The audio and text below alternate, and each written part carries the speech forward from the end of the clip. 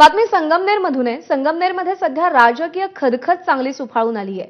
तत्वाकरता आणि विचाराकरता माझी मरण्याचीही तयारी असल्याचा आक्रमक पवित्रा काँग्रेसचे नेते बाळासाहेब थोरात यांनी घेतलाय। कीर्तनात बाळासाहेब थोरातांच्या कार्यकर्त्यांनी शिरून राडा केल्याचा आरोप विरोधकांनी केला। मात्र त्याआधी कीर्तनातून काही राजकीय शेरेबाजी झाल्याचा आरोप थोरातांचे समर्थक करतायत। यामुळे सध्या संगमनेरचं वातावरण चांगलंच तापलंय। मी तर सांगून टाकले, कोणाला नथुराम गोडसे व्हायचं असेल तर तत्वाकरता मरायला तयार आहे ना। मी चांगलं झालं आमच्या जीवनात काही नाही, तेव्हा तत्वाकरता काही करण्याकरता तयारी, मरण्याचे काय विशेष आहे। पहिलं तर सगळ्या शहरातल्या मंडळीला मी सांगेल, कदाचित तुम्हाला वाटत असेल की दुसऱ्या लांबचं घर जळतंय, आपलं काय जातंय। अरे जेव्हा तुमचं बिघडल ना तर दुरुस्तीला कुणी राहणार नाही शिल्लक, एवढं लक्षात ठेवा। माझं वाक्य लक्षात ठेवा, नोंदून घ्या शहरातली मंडळी। तुमच्या डोक्यांमध्ये सुद्धा बरंच घुसलंय विष।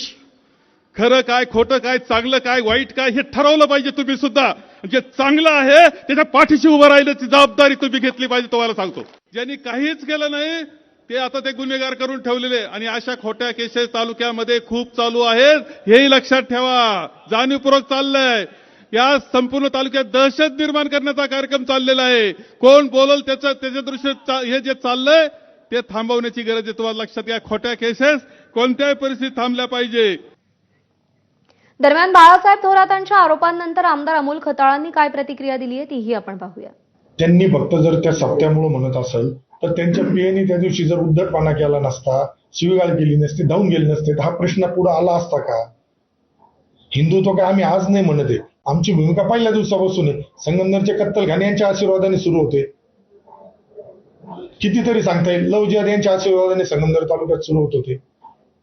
हिंदूंवर हमले यांच्या कार्यकाळात झाले, पोलिसांवर